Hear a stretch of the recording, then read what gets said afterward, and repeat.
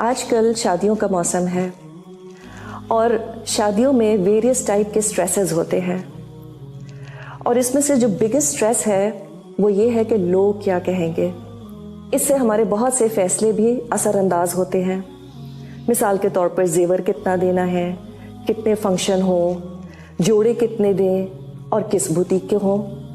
And please don't take me wrong, making clothes is absolutely fine.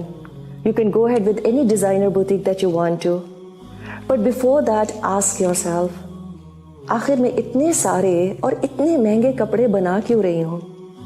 ہاں، اس کا possible جواب یہ ہو سکتا ہے کیونکہ مجھے فلاں جگہ کا کام بہت پسند ہے، یا یہ کتنے سارے جوڑے سب میرے کام میں آئیں گے، میرا لائف سٹائل ایسا ہے، یا یہ کہ I want to look attractive to my husband. It's a نیکی.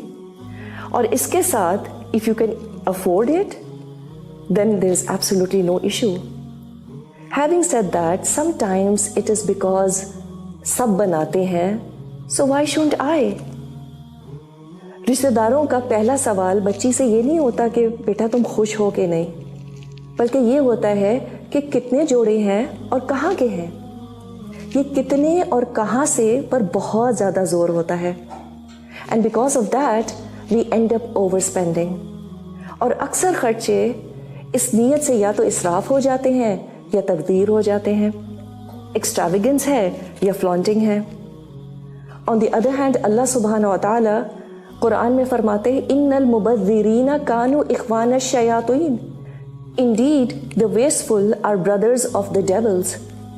تو ہم اسراف اور تبذیر سے کیسے بچ سکتے ہیں؟ Let me give you a hypothetical situation. Imagine کریں کہ آپ کی شادی کے بعد آپ 1 سال کسی ڈسٹنٹ رین فارسٹ میں جا کے اپنے شوہر کے ساتھ وقت گزاریں گی۔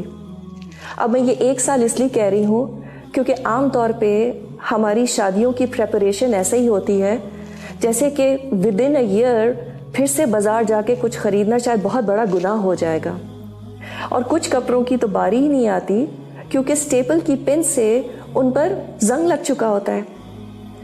So if no one but your husband will get to see you، اور ہو سکتا ہے ایک آدھ کوئی فیملی ممبر آپ کو وزٹ بھی کر لے، تو کیا اتنے سارے کپڑوں کی ضرورت ہوگی؟ اتنے مہنگے کپڑوں کا کیا واقعی کوئی فائدہ ہوگا؟ Because frankly speaking, men don't care what calm is on your dress، یا کس بوتیک کا جوڑا آپ نے پہنا ہوا ہے۔ In fact, many women say that the men admire them more when they are smartly dressed up, smartly and simply. Maybe not all of them. Again, please don't take me wrong here. But let's be honest, it is because log kya kahenge. اب اس کا حل کیا ہے؟